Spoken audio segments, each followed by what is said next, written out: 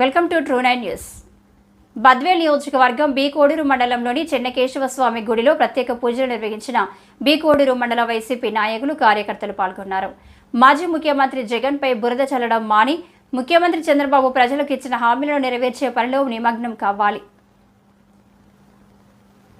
భక్తుల మనోభావాలు లెక్కలోకి తీసుకోకుండా తిరుమల లడ్డూపై కూడా రాజకీయం చేయడం తగదు. ఎన్నోసార్లు తిరుమలకు వెళ్లి శ్రీ వెంకటేశ్వరుని దర్శించుకున్న మాజీ ముఖ్యమంత్రి జగన్ తిరుమల పర్యటనకు వస్తున్న సందర్భంగా డిక్లరేషన్ అడగడం కూడా రాజకీయమే. మా జగనన్న ప్రభుత్వంలో దేవాలయాల అభివృద్ధికి 1,000 కోట్ల నిధులు మంజూరు చేసి పూజారులకు నెలకు 5,000 రూపాయలు గౌరవ వేతనం చెల్లించాం. అయినా ఇప్పటికైనా ముఖ్యమంత్రి విమర్శలు మాని రాష్ట్ర ప్రజలకు ఇచ్చిన హామీలు అమలు చేయడంపై దృష్టి నిలపాలి. ఈ కార్యక్రమానికి మండల అధ్యక్షురాలు చెన్నమ్మ, ఉపాధ్యక్షుడు శేఖర్ రెడ్డి, మాజీ సర్పంచ్ లక్ష్మి, నరసారెడ్డి, మాజీ జెడ్పీటీసీ రామకృష్ణారెడ్డి, ప్రభాకర్ రెడ్డి, యోగానందరెడ్డి, వైసీపీ నాయకులు, కార్యకర్తలు పాల్గొన్నారు.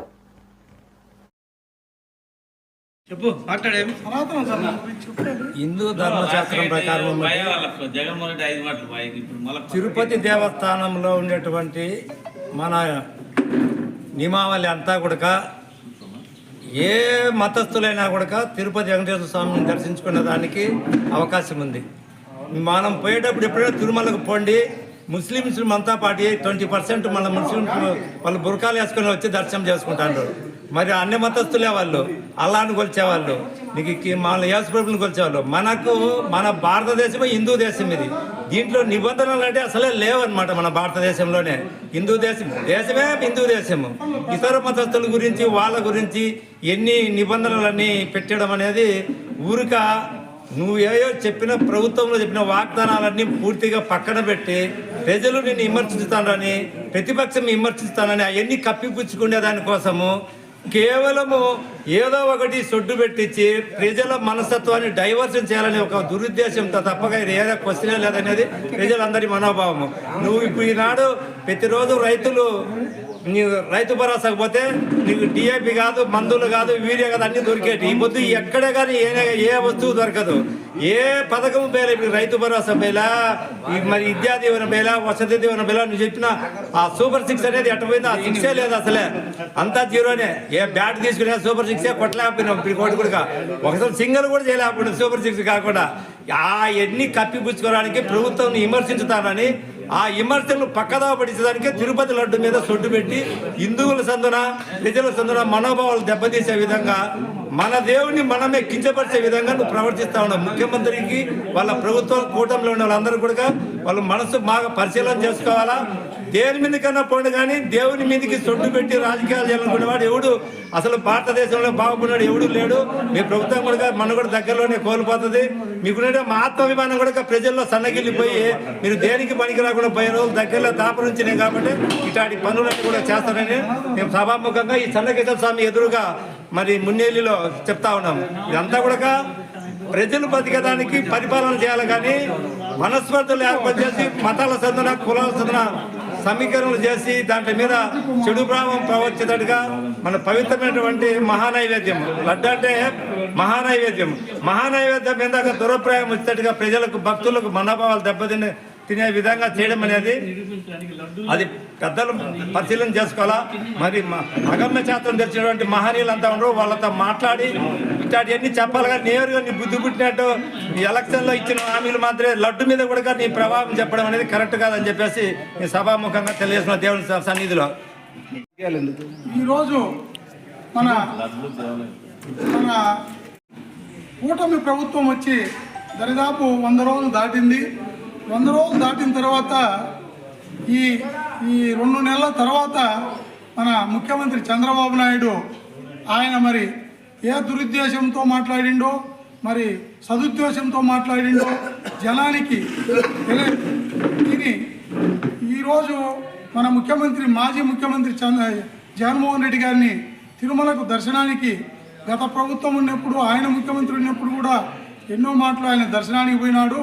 మరి దర్శనానికి పోకుండా అడ్డుకునేది కాకుండా ప్రపంచ దేశాలలో కూడా ప్రసిద్ధికెక్కిన తిరుమల శ్రీ వెంకటేశ్వర స్వామి లడ్డులో పెద్ద ఇదంతా జంతు నెయ్యి అని పెద్ద అపవిత్రంగా మాట్లాడినాడు ఆయన. అది మరి ఆయన మాట్లాడిందని ఆయన కూటమిలో ఉండే పవన్ కళ్యాణ్ బలపరచడము, మరి అదే బీజేపీ కూడా దానికి వత్తాసు పలకడంతో మరి ఈరోజు దాని మీద అటువంటి దురుద్దేశమైనటువంటి మాటలు మాట్లాడకుండా ముఖ్యమంత్రి గారు పెద్ద ఆయనకు 75 సంవత్సరాలు దాటింది, ఈ వయసులో ఇంత దుర్మార్గంగా మాట్లాడతాడు, ప్రపంచ ప్రసిద్ధిగాంచిన దేవాలయం కించపరిచే విధంగా మనోభావాలను దెబ్బతినేటట్టు మాట్లాడాడు. కాబట్టి ఈరోజు మన శ్రీ బీకోడూరు మండలం మన మున్నిల్లి చెనకేశ్వర స్వామి దగ్గర ప్రత్యేక పూజలు చేసి ఆయనకు ఇటువంటి దుర్మార్గమైన మాటలు మాట్లాడొద్దని మా చెనకేశ్వర స్వామిని వేడుకొని మేమంతా మండలం నాయకులము ప్రజలము అందరం కూడా ఇక్కడికి వచ్చినాము.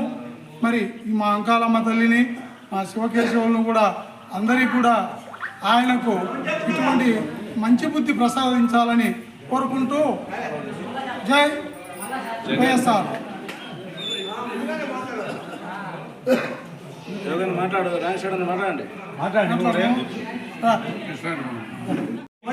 ఈరోజు చాలా దిగ్దినం.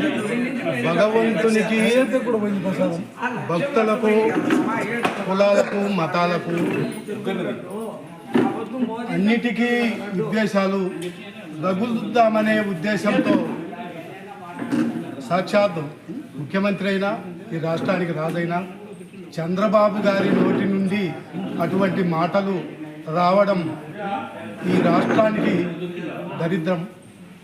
ఒక దిట్టు ఈయన ఎక్కినాల నుంచి వరదలతో అల్లాడుతా అంటే అవి చేయడానికి చేతగాక అతనిచ్చిన హామీలు సూపర్ 6 సూపర్ 10 అవి చేయలేక దేవదేవుడైన వెంకటేశ్వర స్వామి లడ్డు మీదనే ప్రసాదం మీదనే కొలెస్ట్రాల్ ఉందని, అది జంతు కొలెస్ట్రాల్ అని ఆయన నోటి నుంచి రావడం దురదృష్టకరం. అక్కడ కాదు, ప్రసాదంలో కాదు, చంద్రబాబు ఒళ్ళులో కొలెస్ట్రాల్ ఉండి మాట్లాడుతూ ఉన్నాడు కాబట్టి ఆయనను ఆ విధంగా అనిపిస్తుంది. కాబట్టి దీనికి రాబోయే రోజుల్లో అతను ఖచ్చితంగా కర్మకు బద్ధుడై కర్మ అనుభవిస్తాడని తెలియజేస్తూ, ఒక రాజుగా ఉండి 5 సంవత్సరాలు ముఖ్యమంత్రిగా ఉన్న జగన్మోహన్ రెడ్డిని వెంకటేశ్వర స్వామిని చూడడానికి కానీ ఆయన మనసు విప్పి చెప్పుకోవడానికి కానీ అవకాశం ఇవ్వని ఎవరైనా సరే వీరందరూ కూడా త్వరలో కర్మ అనుభవిస్తారని తెలియజేసుకుంటూ ఈ అవకాశం ఇచ్చిన పెద్దలందరికీ నమస్కారం తెలియజేస్తూ సెలవు తీసుకుంటాం. ఇప్పుడు మా జగన్మోహన్ రెడ్డిని తిరుమలకు పోతే డిక్లరేషన్ తీసుకోవాలని నిన్న చేసి హౌస్ అరెస్ట్ కూడా చేశారు. ఎందుకంటే అతను క్రిస్టియన్ కాబట్టి అక్కడికి పోకూడదు, అక్కడ క్రిస్టియన్ అన్యమతస్తులు ఎవడిపోయినా తీసుకోవాలనేది ఒక నియమం ఉందన్నది. ఇప్పుడు అదే పవన్ కళ్యాణ్ నిన్న పోయి సంప్రోక్షణ ఆలయ శుద్ధి చేసిండు.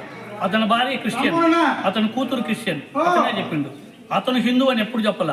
అసలు అతను హిందువు కాదు, నాస్తికుడు. వాళ్ళ నాయన దీపారాజన అంటే మనం ఇంట్లో పవిత్రంగా చేసే దీపానికి సిగరెట్ ముట్టుకొని తాగుతాడు. అట్లా ఎవరు చేస్తారు? నాస్తికులు చేస్తారు. అంటే దేవుని మీద నమ్మకం లేని వాడు చేస్తాడు ఆ పనులన్నీ. మరి వాళ్ళ నాయన ఆ పని చేస్తే ఈయన మనం ఏ మతానికి సంబంధించి నాస్తికుడు. మరి ఆయన అటువంటి నాస్తికుడు దేవాలయాలకు పోయి పూజలు చేయొచ్చు. వాళ్ళ భార్య క్రిస్టియన్ అని దేశం, రష్యా అంటే వాళ్ళ క్రిస్టియన్ దేశము తెలిసినా అతనికేమో మరి ఏం సంతకం తీసుకోకపోయేది, ఎలాంటి తీసుకో. ఇంకొకటి గవర్నర్ గారు, మన గవర్నరు ఈ నడమని తిరుమల పోయించాడు. అతను ఏమన్నా సంతకం పెట్టిండా? అతను అన్యమతస్తుడు. మరి ఆ పొద్దు తిరుమల టీటీడీ వాళ్ళు కానీ ఆ శ్యామలరావు కానీ ఈ హిందువులు ఆయన భాను ప్రకాష్ రెడ్డికి కానీ ఏమన్నా నోరేమన్నా పోయిందా, లేక ఇంకెక్కడేమన్నా మూసుకోవడం మాకు తెలియడం లే. మరి ఆ పొద్దు ఎందుకు మతికిరాలా? పక్కా హిందువులు కాని వాళ్ళు పెట్టిరు. గవర్నర్ హిందువే కాదు, ఆయన పోయిండు. మేము తప్పు పట్టడంలే, గవర్నర్ పోయిండు, చాలా మంచి పని. ఏ మతస్థుడైనా ఒక దేవుని కాడికి పోవచ్చు. కానీ మీరు ఇవాళ జగన్మోహన్ రెడ్డి ప్రత్యేకంగా అడిగేవాళ్ళు ఇంతకుముందు పోయిన వాళ్ళందరూ ఎందుకు అడగలేకపోయినారు? పవన్ కళ్యాణ్ ఎందుకు అడగలేకపోతారు? అతనే చెప్పిండు. అసలు పవన్ కళ్యాణ్ హిందువులు తీవ్రవాదులని కూర్చుండు దర్శకుడు. నేను మసీదు పోతే వాళ్ళకి పెట్టాడు. అతనే చెప్పిండు, మా కూతురు బాప్తీసం తీసుకునేది, నా భార్య క్రిస్టియన్ అని. అంటే ఆయన భార్య క్రిస్టియను, ఆయన కూతురు క్రిస్టియన్, మరి ఆయన అయితే హిందూ అవుతాడు? ఆయనకు ఎందుకు అడగలేకపోయినా మరి సాధువులు వీళ్ళందరూ నిన్న పెద్ద దండాలు చేసారు, ఆయన పోయి శుద్ధి చేసేటంటే ఎట్లా చేస్తారు? ఇంకోటి నేను సనాతన ధర్మం, అసలు సనాతన ధర్మానికే మీరు పెద్ద వ్యతిరేకులు అని నువ్వే చెప్పినావు, మేము చెప్పడం కాదు. మా నాయన దీపానికి సిగరెట్ బుక్ ఇచ్చుకున్నాడు సనాతన ధర్మం గురించి మాట్లాడితే దేయాలు వేదాలు వాళ్ళు ఇచ్చినట్టు ఉన్నాయి. కాబట్టి ఇట్లాంటి మాటలు మాట్లాడే బదులు దానికి ఏదో పరిష్కార మార్గమో లేదు ఉంటే ఒక బోర్డు పెట్టండి, అందరి చేత తీసుకొని యువతలో కూడా పోతాం. సోనియా గాంధీ ఒకసారి ఇట్లా తీసుకునేది ఎక్కడ సంతకం పెట్టలా, మరి ఆమెను ఏం చేయలేదే, ఎందుకు పోయింది? ఆ పొద్దు కూడా ఒక బోర్డు జగన్మోహన్ రెడ్డి పోయిండు, పట్టు వస్త్రాలు ఇచ్చిండు, తిలకం దిద్దుకున్నాడు, అన్నీ అయిపోయినాయి. ఇవాళ కొత్తగా చెప్పాల్సిన అవసరం లేదు కదా. కాబట్టి ఇట్లాంటివన్నీ చేసే బదులు మంచి పనులు చేస్తే బాగుంటుంది. ఈ 100 రోజుల్లో మీరు చెప్పిన ఈ వాగ్దానాలు ఉన్నాయి, 6 సూత్రాలు 7 సూత్రాలు, సూపర్ 6, ఆ సూపర్ ఎట్ట పోయిందో తెలుసు, 6 ఎట్ట పోయిందో తెలుసు.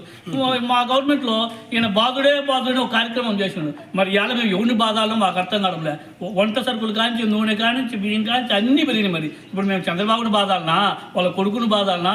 ఎవరిని బాధమంటే వాళ్ళు బాధతాం, అదేంటే వాళ్ళే చెప్తే మరి ఎవరిని బాధాలను వాళ్ళు బాధ అయితే మేము సిద్ధంగా ఉంటామని చేసుకుంటూ ఈ అవకాశం ఇచ్చే మా పెద్దలందరికీ ధన్యవాదాలు.